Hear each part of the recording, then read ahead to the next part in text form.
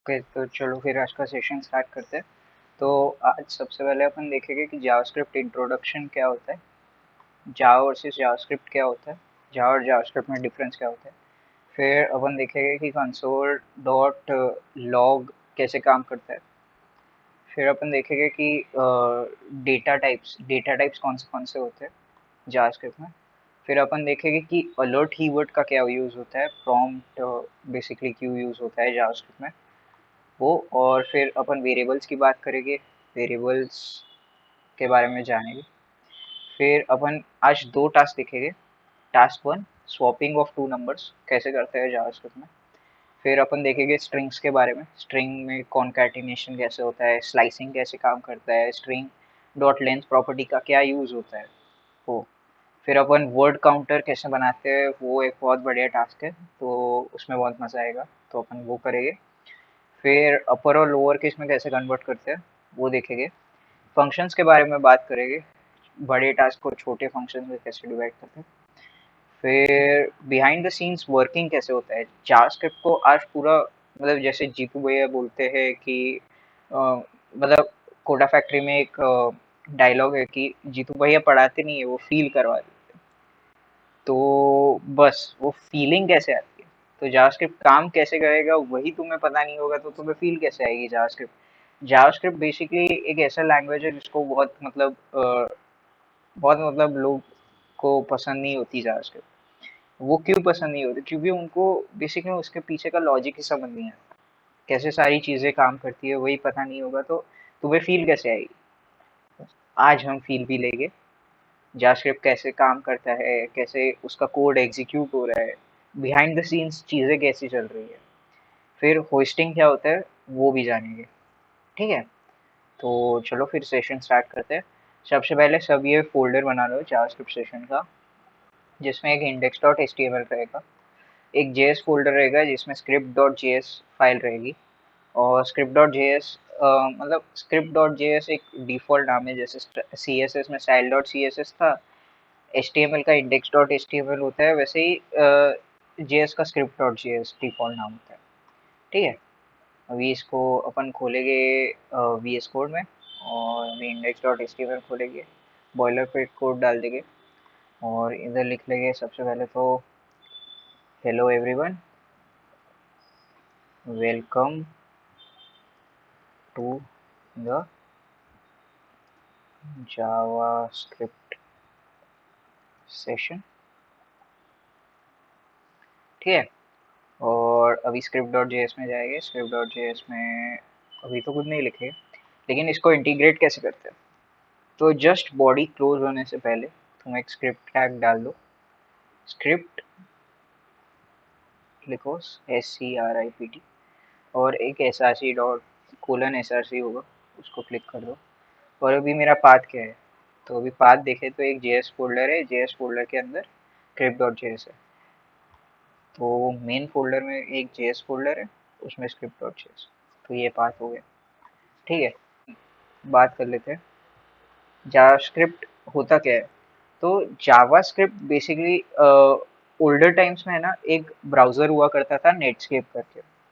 तो Netscape is like वो सबसे पहला ब्राउजर था जो कि इन्वेंट हुआ था। ठीक है, तो वो तब उसके एक टाइम पे यूजर काफी हुआ करते थे। तो नेटस्केप को क्या चाहिए था, एक इजी लैंग्वेज जो कि ब्राउजर में यूज हो सके, और मतलब बहुत इजीली एक्सेसिबल हो ब्राउजर। तो एक बंदे को बुलाया, और वो बंदा बाद में को फाउंडर बना मोजिला का, और उस बंदे ने जावास्क्रिप्ट इन्वेंट किया। तो जावास्क्रिप्ट बेसिकली एक स्क्रिप्टिंग लैंग्वेज है जो कि हम यूज करते हैं ब्राउजर्स में इजी फंक्शनैलिटी के लिए। तो अभी जावा और जावास्क्रिप्ट में डिफरेंस क्या होता है। तो तब के टाइम में है ना, वैसे जावा और जावास्क्रिप्ट कहीं पे भी रिलेटेड नहीं है, बहुत मेजर डिफरेंसेस है उनके बीच। लेकिन तब के टाइम पे क्या था कि जावा बहुत बूम पे कीवर्ड चला है, जैसे आज के टाइम पे ब्लॉकचेन चल रहा है, वैसे उस टाइम पे जावा एक कीवर्ड था जो बहुत बूम पे चल रहा था। तो जावा और जावास्क्रिप्ट में डिफरेंस क्या होता है बेसिकली वो एक्सप्लेन कर देते हैं। तो जावा एक ऊप्स प्रोग्रामिंग लैंग्वेज होती है, जावास्क्रिप्ट एक ऊप्स स्क्रिप्टिंग लैंग्वेज होती है। तो प्रोग्रामिंग लैंग्वेज को एक ओएस चाहिए होता है, एक ऑपरेटिंग सिस्टम, एक पूरा डिवाइस चाहिए रहता है उसके कोड रन करने के लिए। वो एक सॉफ्टवेयर बना के देता है जो रन होता है एक डिवाइस में। लेकिन जावास्क्रिप्ट क्या होता है, जावास्क्रिप्ट ब्राउजर में चलता है और वो एक स्क्रिप्टिंग लैंग्वेज होती है। तो यही बेसिकली डिफरेंस रहता है। ठीक है, उसको तुम ब्राउजर में ही केवल यूज कर सकते हो, ब्राउजर हो तुम्हारे डिवाइस में यूज कर लो। और फिर कंसोल डॉट लॉग को देखते हो अभी। Console dot log basically use क्यों होते हैं, तो कंसोल डॉट लॉग ये कीवर्ड रहता है जावास्क्रिप्ट में। अपन उसको यूज कैसे करते हैं, जैसे हेलो एवरीवन ऐसे डाल दें। तो बेसिकली सिंटैक्स क्या रहता है, कंसोल डॉट लॉग लिखो, उसके अंदर तुम्हें जो भी आउटपुट करना है कंसोल में वो लिखो और एक सेमीकोलन लगा दो। तो सारे जावास्क्रिप्ट में सभी कुछ लिखने के बाद एक ये लगा दो। तो अभी तुम देखोगे तो तुम्हें कुछ भी आउटपुट नहीं दिखेगा, तुमने जावास्क्रिप्ट में जो भी लिखा है कुछ भी आउटपुट होके नहीं दिखेगा। लेकिन जैसे ही तुम इस पेज में इंस्पेक्ट दबाओगे, इंस्पेक्ट एलिमेंट में कंसोल में देखोगे तो हेलो एवरीवन करके तुम्हें दिखेगा फर्स्ट लाइन। ठीक है, और इधर स्क्रिप्ट डॉट जेएस हमारे फाइल का नाम। तो ये बेसिकली कंसोल डॉट लॉग का इंपॉर्टेंस है, ये कंसोल में बेसिकली आउटपुट करता है चीज़ें। ठीक है, तो ये कंसोल डॉट लॉग हो गया। अभी जाते हैं डेटा टाइप्स। डेटा टाइप्स कौन से रहते हैं, तो जावास्क्रिप्ट में मेजरली तीन डेटा टाइप, स्ट्रिंग, नंबर और बूलियन। तो अभी देखते हैं स्ट्रिंग बेसिकली डबल कोट्स के अंदर लिखते हैं, नंबर्स क्या होते हैं 1 2 3 4 लिखते हैं, और बूलियन क्या होता है ट्रू या फॉल्स। तो अभी देख लेते हैं। टाइप ऑफ करके जो एक रहता है कीवर्ड, वो बेसिकली क्यों यूज होता है, वो हमें डेटा टाइप बताता है कोई भी चीज़ का। तो डबल कोट्स के अंदर कुछ भी लिखो तो वो बेसिकली स्ट्रिंग ही होता है बाय डिफॉल्ट। अभी टाइप ऑफ लिखोगे 1, और टाइप ऑफ लिखोगे 2। और अब अगर हम, हाँ, और ये कंसोल में आउटपुट भी करना पड़ेगा सारी चीज़ों को। ठीक है, और ये बेसिकली अभी देखेंगे हम कंसोल में, रिफ्रेश करेंगे तो स्ट्रिंग, नंबर और बूलियन, तो ये तीन डेटा टाइप आ गए। हीलक का स्ट्रिंग है, 1 का बुल नंबर है और 2 का बुलियन है। ठीक है, तो ये बेसिकली डेटा टाइप्स रहते हैं। ठीक है, तो ये तीन मेजर डेटा टाइप। अभी अलर्ट कीवर्ड का क्या यूज होता है वो देखते हैं। अलर्ट में बहुत मजा आएगा। अलर्ट देखो एकदम इधर से तुम्हारा जावास्क्रिप्ट का पूरा नई चीजें स्टार्ट होती है। तो ये अलर्ट बेसिकली क्या करता है, हेलो एवरीवन ऐसा लिख ले, तो अलर्ट क्या करेगा, एक पॉपअप देगा तुम्हें हेलो एवरीवन करके। तो ये बेसिकली एक पॉपअप जनरेट करने को, कई बार तुम साइट्स ओपन करते हो तो ऊपर से एक आ जाती है कि भाई साइन इन साइन आउट, वो बेसिकली एक मॉडल होता है। लेकिन ये बेसिकली एक पॉपअप है जो कि तुम ओके दबाओगे तो एग्जिट हो जाएगा, टर्मिनेट हो जाएगा। ठीक है, तो ये बेसिकली अलर्ट एक पॉपअप के लिए यूज होता है। तो अलर्ट में तुम देखोगे तो बेसिकली ये अलर्ट रहता है और उसके अंदर जो भी कंटेंट चाहिए तुम्हें वो रहता है, और एक सेमीकोलन। ठीक है, अभी हम बात करते हैं प्रॉम्प्ट की। तो प्रॉम्प्ट बेसिकली क्यों यूज होता है वो देख लेते हैं। ठीक है, तो अभी प्रॉम्प्ट की बात करें तो prompt is almost like alert, but उसमें एक डिफरेंस होता है। प्लीज एंटर योर नेम देख लें, प्लीज एंटर योर नेम। ठीक है, अभी एंटर करते हैं। अभी देखते हैं क्या आता है पहले तो। अभी देखो, तो ये अलर्ट के जैसे ही एक पॉपअप है, लेकिन इसमें एक टेक्स्ट फील्ड भी है जिसमें तुम कुछ एंटर कर सकते हो। इसमें नहीं कर, तो इसमें तुम बेसिकली कुछ भी यूजर से इनपुट भी ले सकते हो। लेकिन लेकिन अभी ये स्टोर हो रहा है, तो किधर हो रहा है और इसे स्टोर कैसे करते हैं। केवल प्रॉम्प्ट दिखा के उसमें इनपुट लेके हमें बैठ तो नहीं जाना, हमें तो भाई कुछ यूज भी करना है ना वो इनपुट को। तो वो कैसे करते हैं, तो अभी बात आती है वेरिएबल्स की। वेरिएबल्स बेसिकली क्या रहते हैं, कंटेनर टाइप रहते हैं जैसे तुम अपने घर पे दाल चावल वगैरह स्टोर करते होगे तो एक कंटेनर रहता होगा, वैसे ही वेरिएबल में हम डेटा स्टोर करते हैं, तो वो एक डेटा के लिए कंटेनर हो गया। तो अभी देखें हम, तो वेरिएबल को डिक्लेयर कैसे करते हैं, एक बार कीवर्ड होता है, उसके बाद वेरिएबल का नाम, और उसके बाद इसमें अपन क्या कर देते हैं, यूजर से ही उसका नाम इनपुट करवा देते हैं। व्हाट इज योर नेम, अभी यूजर कुछ तो इनपुट करेगा डेटा, ठीक है। तो अभी उसको अपन ने एक वेरिएबल में स्टोर कर दिया नेम के। अभी अगर अपन कंसोल डॉट लॉग कर दे नेम को, ठीक है, तो अगर अब की बार तुम देखोगे तो इधर मैं लिख रहा हूँ हिलक, कंसोल में देखो तो हिलक आउटपुट आ जाएगा। तो ये हमने बेसिकली स्टोर कर दिया, ठीक है। अभी ये चीज़ बहुत याद रखना, क्योंकि आगे आने वाले टास्क में तुम्हें बहुत काम आएगी, ठीक है। तो हमने क्या किया, एक वेरिएबल बना दिया नेम, जिसमें हमने यूजर से इनपुट लिया प्रॉम्प्ट से कि भाई तुम्हारा नाम क्या है, और वो कंसोल में आउटपुट करवा दिया, ठीक है। तो ये बेसिकली वेरिएबल का काम है। बढ़ते हैं, अभी टास्क वन, तुम्हें मैं एक टास्क दे रहा हूँ, तुम्हें एक मतलब ऐसा एक प्रोग्राम बनाना है जिसमें तुम नंबर्स को स्वैप कर सको। जैसे अगर मैं एक वेरिएबल ए लूँ जो बेसिकली 6 है, और एक वेरिएबल बी लूँ जिसका बेसिकली वैल्यू 5 है, तो अभी मुझे क्या चाहिए कि जैसे ही मैं आउटपुट करूँ वैल्यू, तो ये स्वैप्ड वैल्यू होनी चाहिए, ठीक है। तो वो कैसे करेंगे हम, किसी को कोई आइडिया, कोई अप्रोच किसी को ध्यान में हो? बढ़िया, टेम को हम एक वैल्यू लेंगे, बढ़िया। तो अभी जिसको ये अप्रोच, एक नया वेरिएबल बनाएंगे टेम, एकदम प्रॉपर सोल्यूशन वही है। अभी जिसको ये अप्रोच दिमाग में नहीं आया, तुम हर एक वेरिएबल को, जैसे मैंने स्टार्टिंग में ही बोला, एक कंटेनर की तरह इमेजिन करो। अभी एक कंटेनर में तुम्हारे पास सैंड है, और एक कंटेनर में तुम्हारे पास वाटर है, ठीक है, ऐसा इमेजिन करो। दो कंटेनर है, एक में सैंड एक में वाटर है। अभी ये कंटेनर के इंग्रेडिएंट्स तुम्हें शिफ्ट करना है, और तो तुम कैसे शिफ्ट करोगे?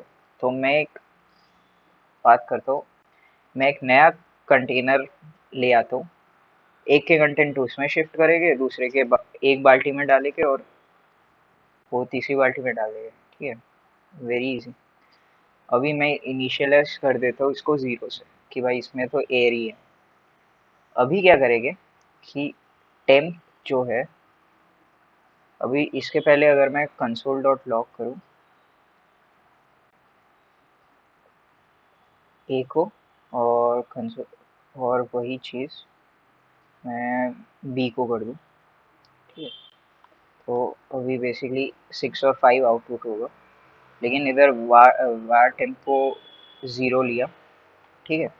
अभी टेम्प को मैंने किया ए, मतलब जो सैंड थी उसको मैंने शिफ्ट कर दिया टेम्प में, और जो वाटर था, अभी सैंड वाला कंटेनर खाली है, तो वाटर जो था वो मैंने शिफ्ट कर दिया सैंड वाले में, और बेसिकली जो वाटर वाला खाली हो उसमें मैंने सैंड सैंड शिफ्ट कर दी।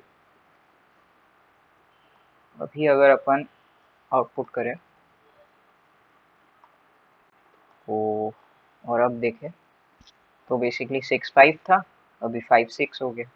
तो ऐसे हमने स्वैप कर दिया, बहुत बढ़िया, यही चाहिए था, बहुत सही। मतलब तुम लोग समझ पा रहे हो कंसेप्ट क्या है। अभी स्ट्रिंग्स के बारे में बात करते हैं, स्ट्रिंग कॉन्कैटिनेशन क्या होता है। स्ट्रिंग कॉन्कैटिनेशन बेसिकली कैसे काम करता है अपन देखते हैं, ठीक है। तो अभी जैसे मान लो मैंने वेरिएबल लिया एक ए, और उसको मैंने नाम दे दिया हेलो, और एक वेरिएबल लिया बी, और उसको नाम दे दिया फ्रेंड्स, ठीक है। अभी कंसोल डॉट लॉग ए प्लस बी, और इधर एक मैं स्पेस भी डालना चाहता हूँ, तो ये एम्प्टी स्पेस को भी एक स्ट्रिंग ही कंसीडर करता है, तो स्पेस भी एक कैरेक्टर के जैसे ही काम करता है, तो हमें केवल ऐड करना है। तो जब हम ऐड करते हैं वैल्यूज, तो ये बेसिकली अगर तुमने कोई भी प्रोग्रामिंग लैंग्वेज कर रखी है, तो ये बेसिकली ऐसे ही काम करता है। केवल दो स्ट्रिंग को तुम ऐड कर रहे हो एक साथ, तो ये तुम्हें हेलो फ्रेंड्स आउटपुट करके दे देगा। ठीक है, तो ये बेसिकली स्ट्रिंग कॉन्कैटिनेशन होता है, तुम दो स्ट्रिंग को एक साथ जोड़ दो तो स्ट्रिंग कॉन्कैटिनेशन हो गया। ठीक है, इसका एक बहुत बढ़िया यूज केस देखेंगे हम थोड़ी देर बाद। अभी स्लाइसिंग की बात करते हैं। स्लाइसिंग एक बहुत इंपॉर्टेंट कॉन्सेप्ट है, और तुम्हें बहुत काम भी आएगा। कैसे काम आएगा मैं तुम्हें अभी थोड़ी देर में दिखा दूंगा। मैं तुम्हें एक दूसरा टास्क रेडी करके रखा है, तो उसमें बड़ा मजा आएगा। हम एक बहुत अच्छा यूज केस देखने वाले हैं। तो एक वेरिएबल ले लिया मैंने, x इक्वल टू मैंने कर दिया ही तक। ठीक है, अभी सेम टाइम पे अगर मैं इसको स्लाइस कर दूं, जैसे स्लाइस कैसे करते हैं, तो अभी कंसोल डॉट लॉग कर देता हूँ ताकि तुम्हें चीज़ें पता चले। अभी देखो कंसोल डॉट लॉग में मैं क्या लिखूंगा, x डॉट स्लाइस। तो ये स्लाइस कीवर्ड क्या करेगा, तो स्लाइस दो पैरामीटर एक्सेप्ट करता है। एक तो एक तो वो स्टार्टिंग इंडेक्स, कौन से इंडेक्स से तुम स्टार्ट। बाय डिफॉल्ट सारी लैंग्वेजेस में जीरो जीरो से इंडेक्स स्टार्ट होते हैं। जीरो मतलब फर्स्ट पोजीशन, तो एच जो है वो मेरा जीरो इंडेक्स पे स्टोर होगा। और मुझे चाहिए कि मैं पहले दो मतलब हाई प्रिंट करूँ। ठीक है, तो ये जो है 0 to n-1 चलता है स्लाइस में। ठीक है, तो तुम जो लास्ट इंडेक्स डालोगे उससे एक पहले का इंडेक्स तक वो तुम्हें आउटपुट करके देगा। 0 से 2 आउटपुट करके देगा, मतलब दो कैरेक्टर। नहीं, इसमें हिल प्रिंट होगा 0 से 2, तो इसमें हाई प्रिंट होगा। ठीक है, तो हाई प्रिंट हो जाएगा 0 से 2, क्योंकि ये 0 1, तो n-1 हुआ, और ये 0 से 2। तो ऐसे स्लाइसिंग वर्क करता है बेसिकली। अगर मैं चाहता हूँ रिवर्स से शुरू।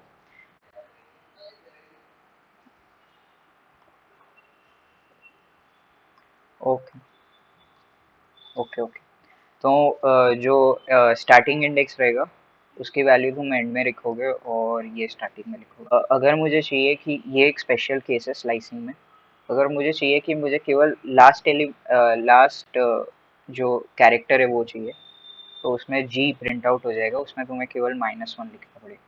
ठीक है, तो ये बेसिकली स्लाइसिंग है, वो तुम्हें कोई से कोई इंडेक्स तक वो तुम्हें आउटपुट करके देगा। ठीक है, अभी स्ट्रिंग डॉट लेंथ की बात कर लेते हैं।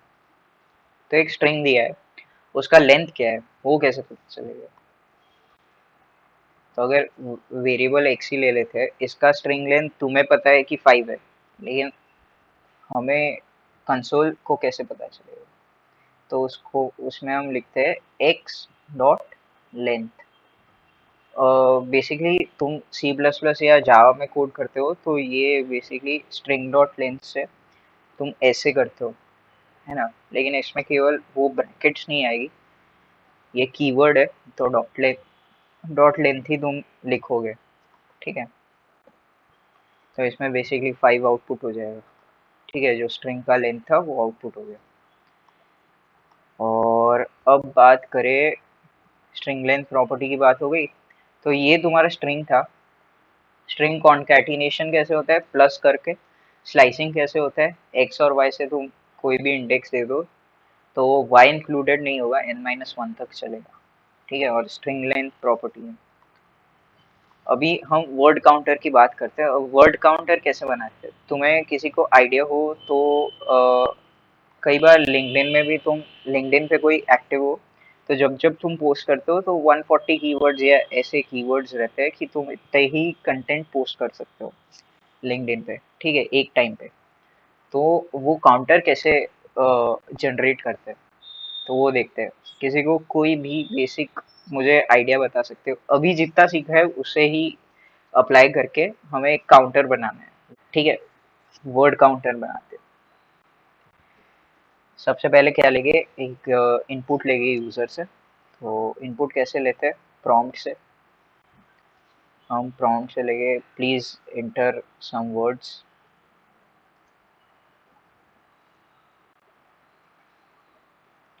ठीक है, तो अपन स्लाइस कर देंगे स्ट्रिंग को। लेकिन स्लाइस कहाँ से कहाँ तक करेंगे, तो इधर 0 से वो अपन 140 तक ही करेंगे। 140 कीवर्ड्स तक करना है। और अभी अलर्ट कर देंगे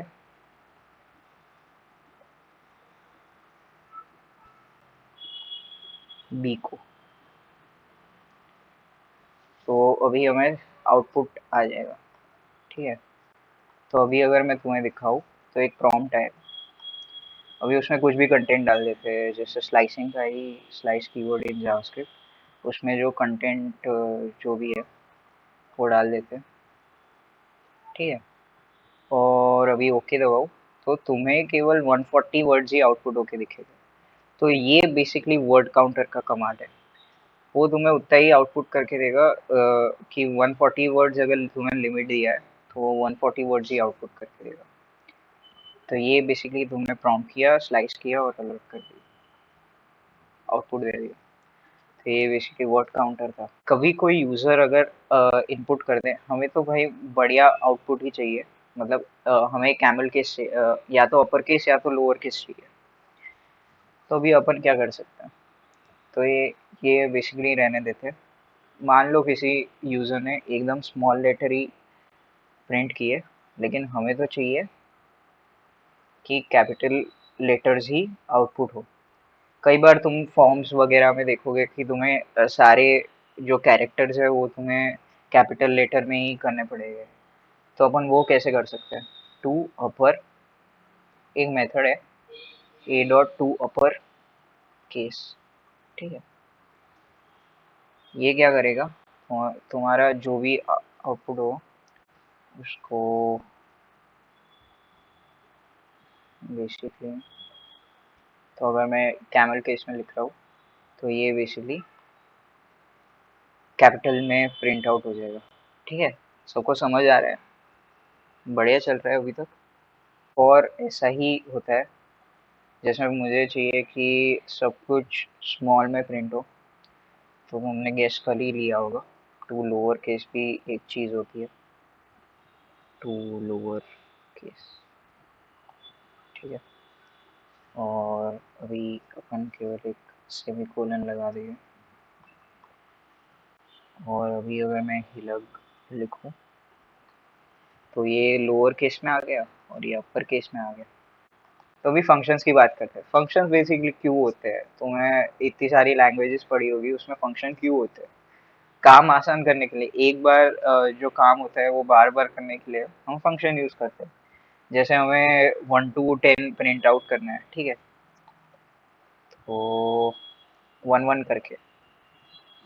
ठीक है, वरना मान लो तुम्हें कोई फंक्शन करना है, जैसे अपन ले लेते हैं एक वेरिएबल कि मेरे पास इतने पैसे है, वेरिएबल मनी।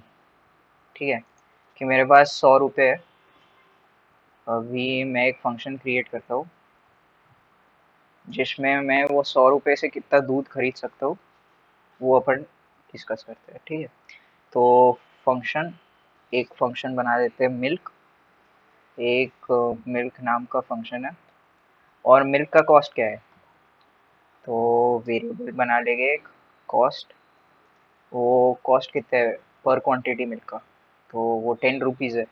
ठीक है, होता नहीं, कर रहे हैं, लेकिन अभी तो मनी डिवाइडेड बाय कॉस्ट, तो हमें क्या मिल जाएगा, इधर रिटर्न आंसर कर देते हैं।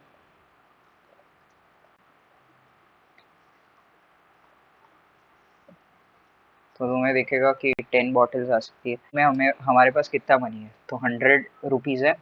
वेरिएबल कॉस्ट में अपन कॉस्ट कितना है, 10 है, और आंसर है। तो अभी ये हमने एक फंक्शन बनाया मिल्क, जो कैलकुलेट करेगा कि कितने बॉटल ऑफ मिल्क हम ले सकते हैं। तो answer money divided by cost किया, और रिटर्न हमने कर दिया आंसर को। बेसिकली जब तुम रिटर्न करोगे वैल्यू तो भी आउटपुट होगी, तो हमने मिल्क फंक्शन को कॉल किया और उसको कंसोल डॉट लॉग कर दिया, और यही बेसिकली फंक्शन है। लेकिन अब बात करते हैं कैसे ये फंक्शन काम करते हैं। ठीक है, इसमें बहुत मजा आएगा, इसमें बहुत तगड़ा मजा आएगा। तो बेसिकली अगर मैं वरना उसी फंक्शन पे चले जाते हैं, तो ये बेसिकली चीज़ें काम कैसे कर रही है। ये मैं वेरिएबल डिक्लेयर कर रहा हूँ, और इसमें अपन बेसिकली सबसे पहले कंसेप्ट की बात करते हैं, हाउ जावास्क्रिप्ट वर्क्स। तो जावास्क्रिप्ट बेसिकली फंक्शन कैसे करता है। तो जावास्क्रिप्ट में एक ऐसे तुम मान लो जावास्क्रिप्ट में सब कुछ है ना, एक एग्जीक्यूशन कॉन्टेक्स्ट में होता है। एक ग्लोबल एग्जीक्यूशन कॉन्टेक्स्ट भी बोल सकते हो तुम। तो सब कुछ उसमें ही काम करता है। तो इसमें ये बेसिकली जो ग्लोबल एग्जीक्यूशन कॉन्टेक्स्ट होता है, वो बेसिकली दो पार्ट में डिवाइडेड होता है। एक मेमोरी जिसको हम वेरिएबल एनवायरनमेंट भी बोलते हैं, और एक कोड जिसको हम थ्रेड ऑफ एग्जीक्यूशन भी बोलते हैं। तो बेसिकली मेमोरी में तुम्हारे जितने भी तुम वेरिएबल डिक्लेयर करोगे ना, तो जैसे मैंने वेरिएबल ए मनी डिक्लेयर किया है, कॉस्ट डिक्लेयर किया है, और आंसर डिक्लेयर किया है। तो सबसे पहले इधर तुम्हें एक मनी, आंसर और कॉस्ट, ठीक है, ऐसे तीन वेरिएबल स्टोर हो जाएंगे, और उनकी वैल्यू इनिशियली इनिशियली अनडिफाइंड होगी। ठीक है, नल नहीं, अनडिफाइंड, अनडिफाइंड। ठीक है, तो बेसिकली जावास्क्रिप्ट क्या करता है, सबसे पहले वो तुम्हारे कोड को पूरा ब्राउज करेगा, जितने भी वेरिएबल्स रहेंगे उनको सबसे पहले वो अनडिफाइंड वैल्यू दे देगा। ठीक है, अभी कोड में बेसिकली वो लाइन बाय लाइन एग्जीक्यूट करता है हर एक कोड को। ठीक है, तो एक टाइम पे वो एक ही लाइन ऑफ कोड एग्जीक्यूट करेगा, जब तक वो कोड खत्म नहीं होगा, जब तक वो लाइन एग्जीक्यूट नहीं होगी तब तक वो नेक्स्ट लाइन पे नहीं जा सकता। इसलिए जावास्क्रिप्ट को हम सिंक्रोनस और सिंगल थ्रेडेड स्क्रिप्टिंग लैंग्वेज भी बोलते हैं, synchronous single threaded scripting language. ठीक है, तो ये बेसिकली सिंगल थ्रेड्स में काम करता है, मतलब एक समय पे एक ही लाइन ऑफ कोड वो एग्जीक्यूट कर सकता है, तो इसीलिए सिंगल थ्रेडेड। और इसलिए ये, तो अभी वेरिएबल एनवायरनमेंट में सारी चीज़ें अनडिफाइंड है। लेकिन अभी जैसे हमने कोड में इसको 100 वैल्यू दी है, 10 वैल्यू दी है, तो जैसे ही वो पूरा ब्राउजिंग खत्म हुआ, फिर ये देखेगा कि मनी को वैल्यू क्या दिया है। तो मनी को वैल्यू दिया है 100, तो ये बेसिकली इसमें 100 पास करेगा। फिर वैल्यू दिया है 10, तो बेसिकली 10 पास होगा। और फिर इधर कॉस्ट का जो वैल्यू सब तुम रिटर्न करोगे। ये जो फंक्शन है ना, ये जो हमने फंक्शन इधर डिक्लेयर किया है मिल्क, उसका क्या होगा, वो जैसे का जैसा है, जितना भी उसका कंटेंट है वो सारा का सारा वैसे का वैसा ही पूरा ये कंटेक्स्ट में कॉपी हो जाएगा। तो ये जो फंक्शन मिल्क है, उसके अंदर जितना भी कंटेंट है, जितना भी कोड तुम लिखे हो, सारा का सारा इधर ऐसे का ऐसा ही कॉपी हो जाएगा। और उसका क्या होगा, तो अभी मिल्क मिल्क जब हम फंक्शन डिक्लेयर करेंगे, मिल्क फंक्शन जो है उसको जैसे ही चलाएंगे, तो वो कोड में जाएगा। उसका एक अलग पूरा एक अलग एग्जीक्यूशन कॉन्टेक्स्ट बनेगा, जो मेमोरी और कोड में ही डिवाइडेड होगा। उसमें क्या होगा, जैसे मैं अभी इधर ही तुम्हें इसमें ही एक्सप्लेन कर देता हूँ। तो ऐसा एक डब्बा बन जाएगा। ठीक है, ये वैसे, ठीक है, तो ऐसा ही डब्बा बन जाएगा इधर कोड वाले पार्ट में। ठीक है, ये जो पार्ट है, इधर एक ऐसा ही डब्बा बन जाएगा छोटा। और उधर क्या होगा, तो उधर बेसिकली ऐसा ही डब्बा बना देते हैं। उसमें क्या क्या चीज़ है, उसमें बेसिकली हम आंसर कैलकुलेट करें, मनी बाय, अभी इसको नहीं देखते। अभी उसमें एक ऑपरेशन वगैरह, डिक्लेरेशन, रिटर्न कुछ तुम कर रहे हो, तो सारी चीजें वो जो सारी चीजें है वो सारी कोड में एग्जीक्यूट होती है, और मेमोरी में तुम केवल अपडेशन और डिलीशन करते हो। तो सबसे पहले वो आंसर को एक अनडिफाइंड दे देगा कि भाई ये इधर का आंसर है, और रिटर्न करने से आंसर को ही, आंसर ही एक नया कीवर्ड है तो उसको वो अनडिफाइंड डिक्लेयर कर देगा। फिर इसमें एक मनी है, उसको भी अनडिफाइंड डिक्लेयर कर देगा, और इधर भी एक कॉस्ट है तो उसको भी अनडिफाइंड डिक्लेयर कर देगा। ठीक है, अभी जो वैल्यूज अपडेट की है वो इधर तक पहुंची नहीं है, लेकिन जैसे ही तुम कुछ ऑपरेशन करना चाहोगे इसमें वो वैल्यू स्टोर हो जाएगी। तो जैसे आंसर, आंसर में अभी कुछ है नहीं, कॉस्ट, कॉस्ट 10 था और ये 100 था। ठीक है, तो अभी जैसे ही तुम इधर क्या होगा, इधर बेसिकली वो मनी बाय कॉस्ट कैलकुलेट करेगा। ठीक है, तो इधर अगर देखें तो मनी बाय कॉस्ट, तो 100/10 जो भी होगा वो इधर कैलकुलेट होगा, और ये जो वैल्यू निकलेगी, ये जो 10 वैल्यू निकला वो अभी इधर पास हो जाएगा और ये 10 में स्टोर हो जाएगा। ठीक है, और ये जो 10 वैल्यू है जब तुम रिटर्न करोगे, तो रिटर्न आंसर जो कर रहे हो वो ऑपरेशन इधर कोड में एग्जीक्यूट होगा, और एक बार तुम रिटर्न कर दो, रिटर्न करके तुम क्या कर रहे हो कि फंक्शन को बोल रहे हो कि भाई अभी तेरा काम खत्म, अभी तू आराम कर।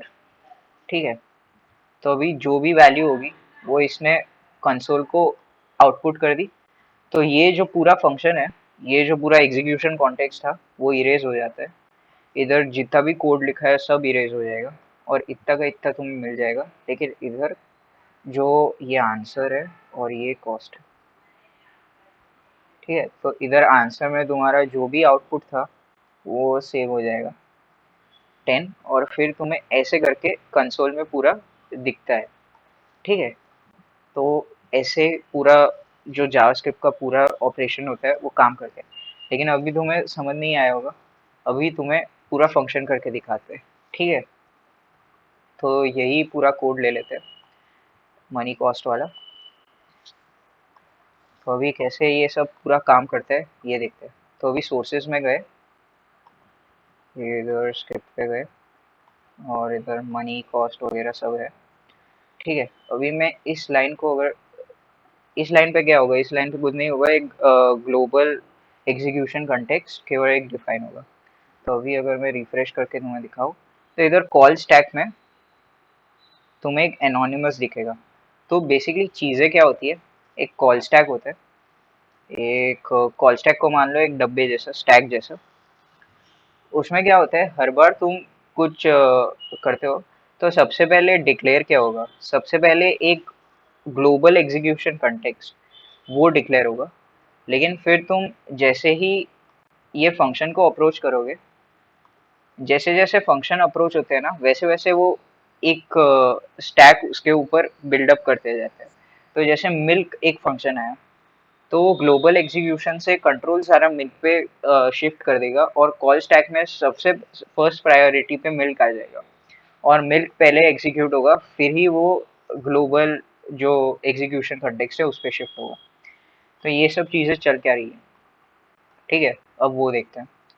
तो अभी ये मैंने डिबग किया, तो तुम्हें ये जो है, ये ग्लोबल, ये तुम्हें ग्लोबल दिख रहा होगा इधर स्कोप में, तो ये हमारा ग्लोबल एग्जीक्यूशन कंटेक्स्ट है। ठीक है, इसमें सारे ऑपरेशन चल रहे हैं, जैसे मैंने बोला आंसर पहले अनडिफाइंड रहता है, फिर आंसर को एक वैल्यू मिल जाती है, अगर अपन देखे हुए इधर कहीं पे आंसर रहेगा। ठीक है, तो इधर कहीं पे रहता है आंसर, सब पहले अनडिफाइंड रहते हैं, फिर इनको वैल्यूज आ जाती है। ठीक है, अब देखते हैं अब मैं बोल क्या रहा हूँ फंक्शन वाली चीज।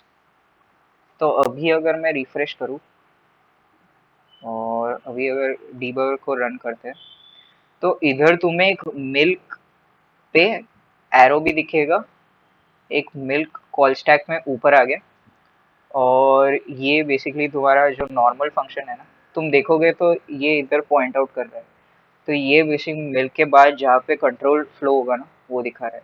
लेकिन अभी तुम इधर हो, इधर का सारा कोड तुम्हारा एग्जीक्यूट होगा, फिर तुम देखोगे अगर कॉल स्टैक में, तो इधर से मिल्क एग्जिट हो जाएगा। ठीक है। अगर अब मैं रिफ्रेश करता हूँ और डीबगर ऑन करता हूँ, तो इधर फर्स्ट लाइन पे कुछ भी नहीं है, केवल ग्लोबल एग्जीक्यूशन कॉन्टेक्स्ट है। लेकिन फिर कंट्रोल फिर हमारा ये लाइन हुआ, तो इधर भी ग्लोबल एग्जीक्यूशन कॉन्टेक्स्ट है। लेकिन अगर अपन को ये लाइन भी रन करना है, ठीक है, अगर हम चाहते हैं कि ये लाइन भी रन हो, तो इधर तुम्हें मिल्क और एनोनिमस दोनों दिखेगा। तो ये एनोनिमस क्या है, ये ग्लोबल वाला है, और ये मिल्क क्या है, ये जो तुम्हारा फंक्शन रन हो रहा है उसका है। ठीक है। और अगर अब तुम कंसोल डॉट लॉग वाले का देखोगे, तो देखो कंसोल डॉट लॉग में जब भी हम डिबग कर रहे हैं, तो एक ही दिख रहा है, मतलब ये पूरा इरेज हो गया है। ठीक है। तो ऐसे बेसिकली जावास्क्रिप्ट काम करता है, पूरा ये एग्जीक्यूशन कॉन्टेक्स्ट था। इसको बेसिकली होस्टिंग बोलते हैं। लेकिन अगर मैं कंसोल डॉट लॉग इधर ले आऊँ, देखो पहले असाइन किया है, फिर डिक्लेयर किया है, तो अब 5 वैल्यू कैसे प्रिंट हो रही है।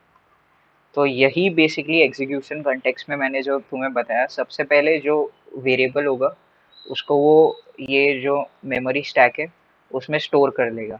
ठीक है।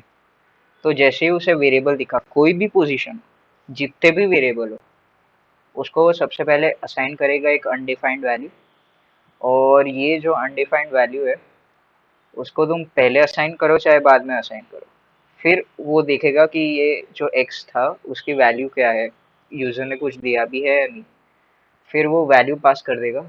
और फिर तुम्हें बेसिकली वो तुम्हें अनडिफाइंड क्यों दिख रहा था, जो पहले तुम्हें इधर अपन पास कर रहे थे, तो अनडिफाइंड क्यों दिख रहा था, क्योंकि x equal to 5 console dot log के बाद है। अगर इधर ही मैं एक्स इक्वल टू 5 के बाद ये कंसोल डॉट लॉग भी करूँ, तो अभी भी तुम्हें 5 दिखेगा। ये क्यों दिख रहा है, क्योंकि इधर तो भाई तुमने कुछ असाइन ही नहीं किया। कंसोल डॉट लॉग बोलेगा तुमने कुछ असाइन ही नहीं किया, तो अनडिफाइंड ही आएगा। लेकिन एक बार असाइन हो जाने के बाद कंसोल डॉट लॉग करो तो 5 ही आएगा। तुम चाहे एंड में डिक्लेयर करो चाहे फर्स्ट में डिक्लेयर करो। तो ये जावास्क्रिप्ट का सबसे बड़ा बेनिफिट है, तुम असाइनमेंट कहीं भी कर सकते हो। यहाँ तक तुम्हें वैल्यू दिए, तुम्हारा आउटपुट आ जाएगा। मैं समराइज कर देता हूँ, ठीक है, फटाफट से। तो जावास्क्रिप्ट का इंट्रोडक्शन देते हैं। तो जावास्क्रिप्ट में जावास्क्रिप्ट बेसिकली क्या है, जावास्क्रिप्ट एक स्क्रिप्टिंग लैंग्वेज है, जो कि बेसिकली तुम्हें तुम्हें बेसिकली वो ब्राउजर्स के लिए स्पेसिफिकली बना है। वो कभी तुम ऑपरेटिंग सिस्टम में काम करते हुए नहीं देखोगे। तो ये बेसिकली इसलिए इन्वेंट किया गया था क्योंकि तब तब के ज़माने में एक ब्राउज़र था नेटस्केप। तो उसके उसकी फंक्शनैलिटीज़ बढ़ाने के लिए कोई तब लैंग्वेज नहीं थी, कोई ईज़ी टू यूज़ लैंग्वेज नहीं थी। तो ये बेसिकली जो बाद में जो मोज़िला का को-फाउंडर हुआ, तब उसने ये जावास्क्रिप्ट लिखी कि ये ब्राउज़र स्पेसिफिक लैंग्वेज है, जो कि ईज़ ऑफ यूज़ प्रोवाइड करता है। ठीक है। और कंसोल डॉट लॉग से हमें क्या पता चलता है, कंसोल डॉट लॉग से जो भी तुम कंसोल में आउटपुट करते हो, वो तुम्हें कंसोल में सारी चीज़ें, मतलब कंसोल में आउटपुट होके तुम्हें सारी चीज़ें दिखती है, कुछ भी अगर तुम कमांड देते हो। फिर डेटा टाइप्स में हमने देखा कि जावास्क्रिप्ट में केवल 3 डेटा टाइप होती है, स्ट्रिंग, नंबर और बूलियन। फिर अलर्ट में हमने देखा कि अलर्ट कैसे काम करता है, एक पॉपअप क्रिएट करता है कि भाई तुम साइट पे जैसे ही जाते हो, जावास्क्रिप्ट लोड होती है और एक अलर्ट दिखता है तुम्हें, मतलब एक पॉपअप। प्रॉम्प्ट में क्या अलग होता है अलर्ट से, प्रॉम्प्ट में केवल तुम्हें एक फील्ड मिलती है जिसमें तुम इनपुट कर सकते हो डेटा। वेरिएबल्स, वेरिएबल में बेसिकली तुम अपडेट कैसे कर सकते हो, तो एक वेरिएबल वैर नाम का एक वेरिएबल डिक्लेयर किया, उसका नाम दिया और उसको बेसिकली एक वैल्यू असाइन की। वेरिएबल एक कंटेनर की तरह होता है जो सारी इंफॉर्मेशन स्टोर करता है। ठीक है। और टास्क वन हमने देखा कि स्वैपिंग ऑफ नंबर कैसे करते हैं। एक कंटेनर को तुम मान लो, उसमें वेरिएबल को तुम एक कंटेनर की तरह मान लो, एक में सैंड है एक में वाटर है, तुम कैसे उसको स्वैप करोगे, तो एक तीसरा कंटेनर ले आओ, उस एक में सैंड डाल दो, पानी वाले को फर्स्ट कंटेनर में डाल दो, सैंड जो तीसरे कंटेनर में दिया है वो सैंड दूसरे वाले कंटेनर में डाल दो, तो दोनों के स्वैप हो जाएगा। तो वैसे ही टेम्प वेरिएबल बना लो और उसमें स्वैप कर दो। ठीक है।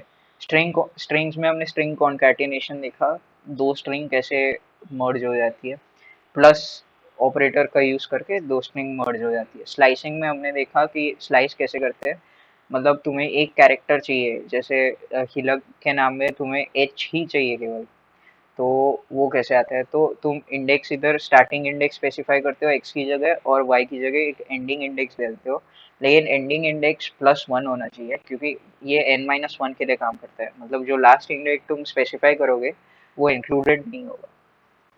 फिर स्ट्रिंग डॉट लेंथ प्रॉपर्टी देखी, ये तुम्हारे स्ट्रिंग की पूरी लेंथ डिफाइन करके तुम्हें बताता है।